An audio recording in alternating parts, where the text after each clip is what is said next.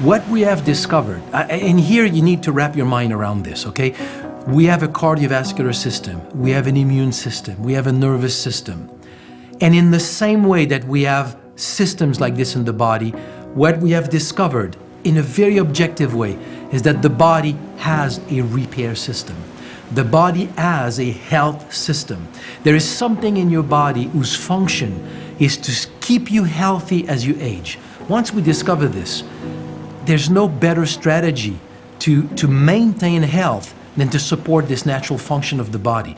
It is so much cheaper, so much easier to keep your health when you have it.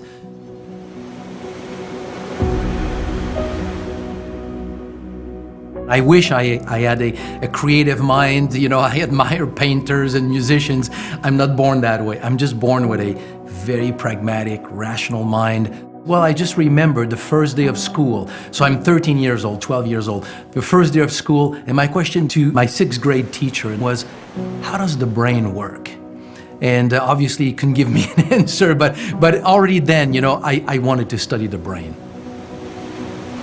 So what led me to stem cell research is quite simply, a colleague of mine sent me an article, and the title of the article was Turning Blood into Brain. It was the study on leukemia, in which scientists use mice. So they irradiated female mice as a treatment for leukemia, and then did a bone marrow transplant with male stem cells. So the idea was that because the male stem cells have the Y chromosome, you can follow the reconstitution of the blood in the bone marrow. And a few weeks later, they found a neuron in the brain that had the Y chromosome, meaning that it came from the stem cells. At a time when stem cells are known just to be blood precursors, they make red blood cells, white blood cells, and platelets. So now we have a report that a stem cell could go into the brain and become a brain cell. So it led me to look a little bit more in the scientific literature, and then we found similar reports of stem cells that could become heart cells and liver cells. So what we then started to think was, okay, if stem cells can become liver, brain, and the heart, why not the pancreas and the skin and the lung and the muscles and other things? It would be much more bizarre if stem cells can become brain, heart, and liver and not the rest. So we published an article in a journal called Medical Hypotheses, in which we proposed that stem cells actually constitute the natural repair system of the body. In the back of my mind, the idea was, if really stem cells are the repair system of the body, and you have a plant that can trigger the release of stem cells, that means these stem cells will go and repair what's broken. So they go to the heart of the heart patient, the liver of the pancreas of the diabetic, the brain of the Alzheimer's patients, and that's what we had. We had people reporting benefits touching so many different aspects of human health. So we went in the lab and we tested that plant, and we found that that's what it did. It triggered stem cell release from the bone marrow. So it took me from brain research, and all my interest shifted into this sort of new discovery, these new observations. Stem cells was really, to me, the future of medicine. So that's how it all started. When we understand that stem cells constitute the repair system of the body, so we think that it's going to repair, so meaning we use it only when something is broken. So there's something else that is emerging here in all this science of stem cells that, to me, is absolutely the most fundamental piece of information that we need to have as a society, is to understand that stem cells, yes, they do repair, but every day of our lives, we lose cells. It's just a natural process of life.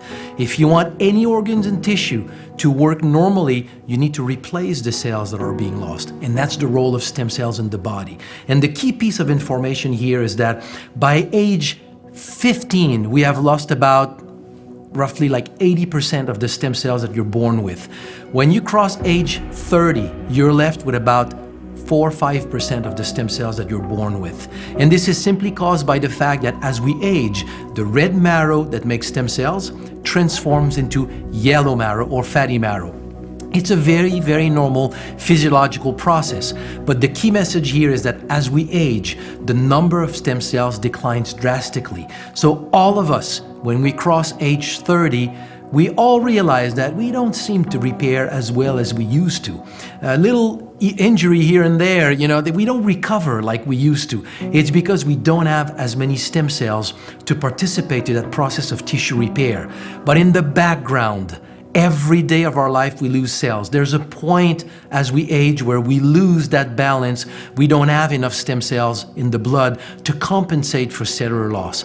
That's when the problem, those so-called age-related health problems, that's when they start. You will experience them 10 to 20 years down the road, but they have started at that point. If right then we can start to put more stem cells in circulation every day, and which is what StemRegen does, then you give that edge to the body to be able to fully repair, microscopic repair, but to do this every day so that you can really age with your quality of life and enjoy your aging.